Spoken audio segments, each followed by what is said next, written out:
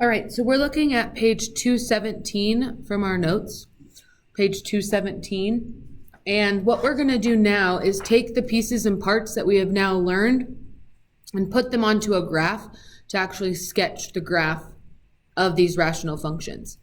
So it might help if you have page 211 out, which is your pieces and parts, just to remind you of what those, how to find each piece and part. So page 211 goes through how to find each of these. So you might want that to kind of help you walk through these examples as we do it together. So when something is given in standard form, there are a couple pieces that I like to solve in standard form first before I then go ahead and put it into factored form. So two of the pieces that I like to solve in standard form are my horizontal asymptote and my y-intercept.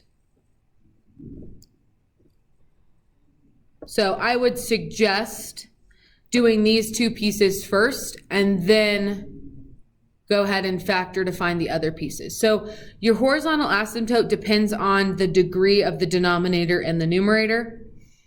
So if we look here, the degree of the numerator is 1. The exponent here is an imaginary 1. Same thing with the denominator. So your degrees are the same. So anytime the degree is the same or equal, your horizontal asymptote comes from the leading coefficients. So knowing that this is an imaginary 1, my leading coefficients make up my horizontal asymptote. So that means I have a horizontal asymptote at y equals 2. And if we want to go step by step, we can kind of draw those as we go. So horizontal asymptote at 2 would look like this.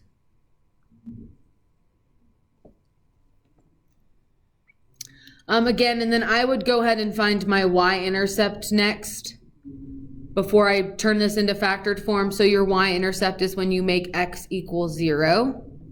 So I would have y equals 2 times 0 plus 2 over 0 plus 5. So it's going to give me 2 over 5. So my y-intercept is 0, 2 over 5. So somewhere between 0 and 1 would be that y-intercept. So now it makes sense to put it in factored form so that you can find the other pieces of your graph. So you can't factor x, there's nothing really to factor further of x plus 5, so the bottom is staying x plus 5. And then the only thing I can do at the top is factor out a 2 from both terms. So I have 2 times x plus 1. So remember, a whole is found from anything that cancels. So considering there is not anything at the top and the bottom that are the same or that cancels, there's not going to be a whole in this problem. So we can just cross that out. And you want to cross out any common denominators or any common factors in the top and the bottom before you answer the rest of the questions. You're going to want to cancel those out so that you're not putting asymptotes where there is a whole. So do the whole first, right? Once I've factored, I want to do this first. This would be the first thing I do after I factor, is look for holes. Then if there's not a hole, then you can identify your vertical asymptotes and your x-intercepts. So your vertical asymptote comes from the denominator. So when the denominator equals 0, so that would be when x plus 5 equals 0. So at x equals negative 5. So at x equals negative 5, I would have my vertical asymptote.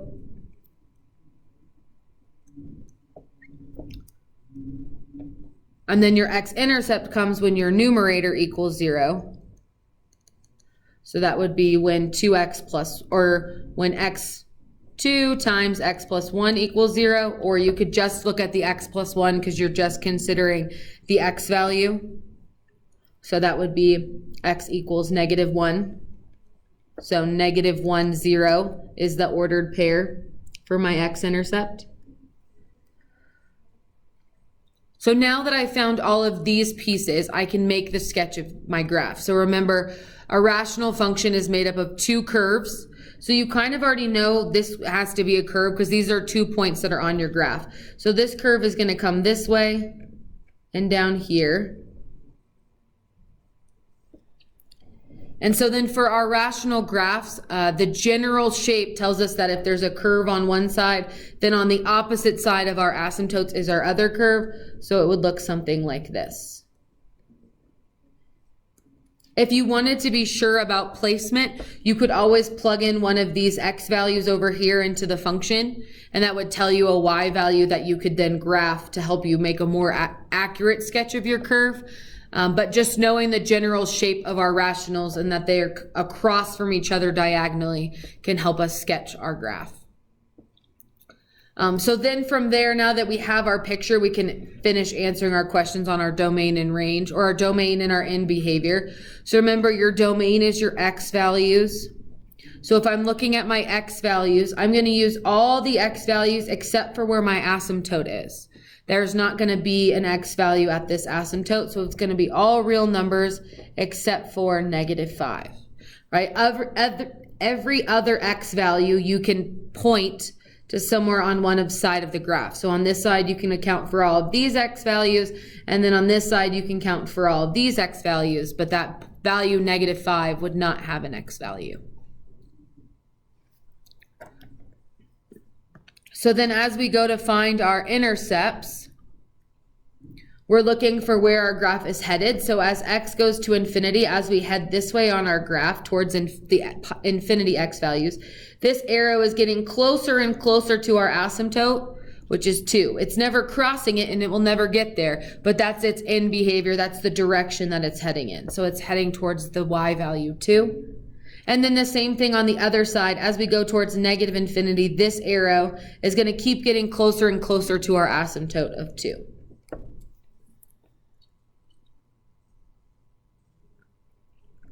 All right, so that was our first sketch. So then we can go ahead and look at the next one. So again, I always answer the horizontal asymptote and the y-intercept before I factor. I just think it's easier doing it in standard form than factored form. It doesn't mean that you can't do it in standard form or factored form, but you would get the same answer. But generally, those two are easier to do in standard form. So your horizontal asymptote, again, has to do with the degree of your numerator and denominator. So the degree here is 2. The degree here is 2. So again, when they're the same degree, you take the leading coefficients. So in this case, you have 1 over 1, which would tell you that your horizontal asymptote is at y equals 1. So I'd go ahead and draw my asymptote in at y equals 1.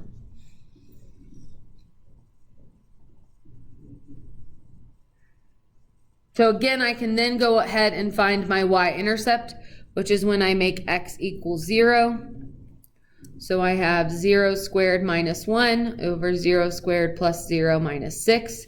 So that gives me -1 over -6, which I can simplify to 1/6. So when x is 0, y was 1/6, which means right above 0, 0, I'm at 0, 1/6.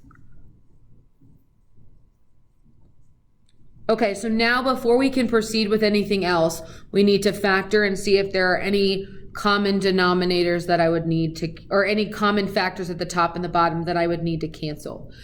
So x squared minus 1 would factor to x plus 1, x minus 1. And then x squared plus 6x minus 6 would factor to x plus 3 and x minus 2. So there are no common factors to cancel, which means there is no holes. Right? If there's nothing to cancel, then we do not have a hole in our problem. So then our vertical asymptote comes from making our denominator equal 0. So that's going to be at x plus 3 equals 0 and x minus 2 equals 0. So x equals -3 and x equals 2. And you can remember that these are your vertical asymptotes because remember, we can't have a denominator of 0. It becomes undefined. So that means we could not have answers at those two factors down there. So we'll draw our vertical asymptotes there. So at -3 and +2.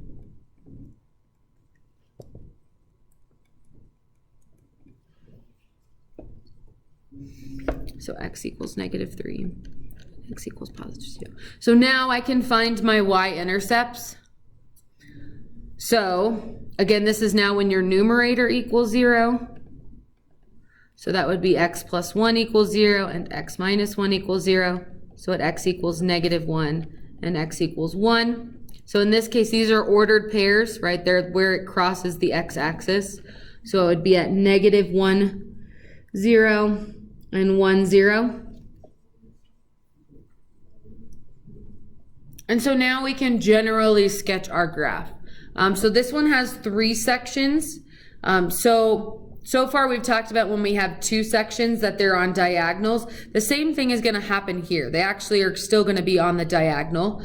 You know that this graph from these points, right, and it can't cross my asymptotes, is going to have to go down and down on this side.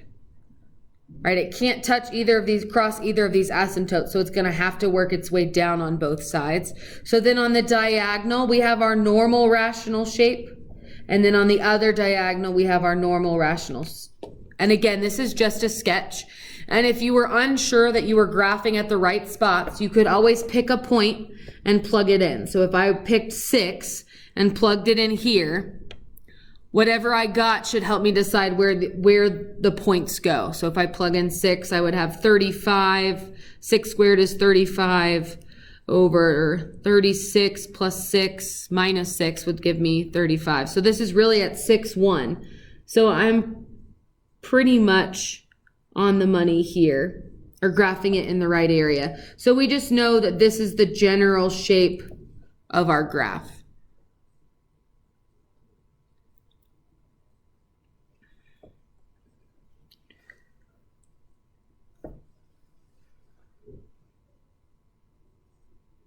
So now, if I continue on to talk about my domain, so remember the domain are all the x values that are being used in your graph. So if I look at my domain, I'm using all of these x values on this graph until I get to the x value -3, which it can't cross.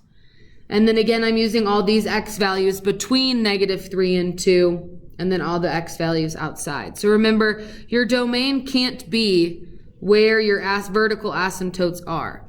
So those 2 points that cross your x-axis are those 2 points that are not part of your domain.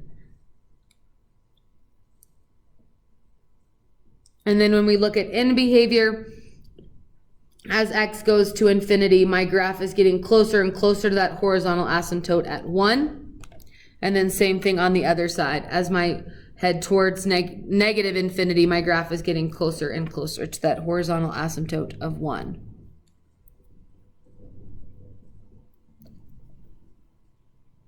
All right, so let's look at one more together.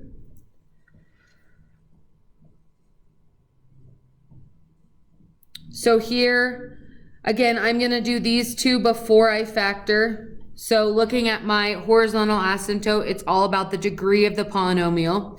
So the degree of the top is 1. The degree of the bottom is 2. So since the degree of the top is smaller than the degree of the bottom, our horizontal asymptote is at y equals 0. So we can draw that line in at y equals 0. Right, when the top is smaller, it's 0. When the top is bigger, there's none. And then if they're the same, we take that leading coefficient. So then to find my y-intercept, I make x equals 0. So I have 0 plus 4 over 0 squared minus 16. So that'll give me 4 over -16, which I could reduce if I divide by 4 as 1 over -4. So at 0, -1/4, so between 0 and 1, I would have my y-intercept. So then now before I can do these 3, I have to factor first, because I have to see if there are any holes before I can find the other pieces. So the top, there's nothing really I can factor, it's just x plus 4. The bottom, x squared minus 16, factors to x plus 4, x minus 4. So then you can see here that your x plus 4s would cancel out, leaving you with 1 over x minus 4. So what cancels gives us the x value of our whole? So if I set that equal to 0, I would get x equals -4 is the x value of our whole. Now the whole is a coordinate, so I have to go and find the y value. To find the y value, you have to plug it into the now simplified equation. If you go back to the original, you're going to get 0 because there's that whole still in the problem. So you have to go to the new simplified problem. So I have 1 over -4 minus 4, which would give me -1/8. So my whole is at -4, -1/8. So I can graph that -4, -1/8, and we want to make it look substantially like a whole, so it might take up more room than 1/8 would, but we want to make sure that we remember that that's where our whole is. So then the rest of our work is going to come from using this simplified graph. Right now that we've taken out the whole, we're not going to consider anything that doesn't come from this simplified graph. And if you had decided to simplify first, your horizontal asymptote and your y-intercept would still be the same. Right? If you think about your horizontal asymptote, the degree up here is 0. The degree up here, down here is 1. So the top is still smaller than the bottom, which means it would still be at y equals 0. And if you make x equals 0 here, you would end up with -1/4. So those two things do not get affected by a whole. And that's why I like to do them in standard form before I solve the other stuff. So then to find my vertical asymptote, I set my numerator equal to 0. Well, my numerator is 1, so that this is wrong. I set my denominator equal to 0. So then if I set my denominator equal to 0, that's x minus 4 equals 0. So x equals 4. So my vertical asymptote is at x equals 4. Sorry, it's denominator for our vertical asymptote. So I can draw my asymptote at 4.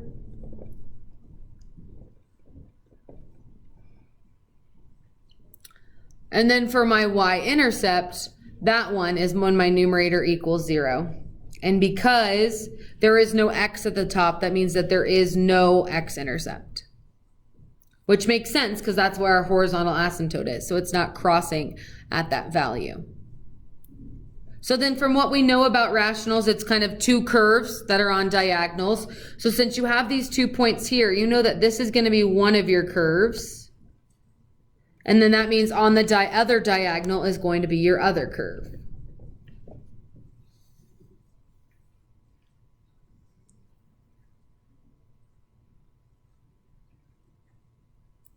And so then from there, we can do our domain range and our domain and our end behavior. So this one is where it gets tricky because domain also includes wholes. So while it normally is just our vertical asymptote, so normally we would just consider 4. We also have to consider that this x value right here where that whole is not being used. So it's 4 and -4 because of that whole. So keep that in mind, that domain is affected by vertical asymptotes and wholes. Before we hadn't considered it because we didn't have any with holes in it, but that is part of our domain. And then as x goes to infinity, so as this graph is heading towards infinity, it's getting closer and closer to that y value or that horizontal asymptote of 0. And then this one is doing the same thing just from underneath that y value 0. Good, so hopefully this will help you and you can go ahead and try the back 3 on your own, and then the answers are posted so that you can check and see how you did.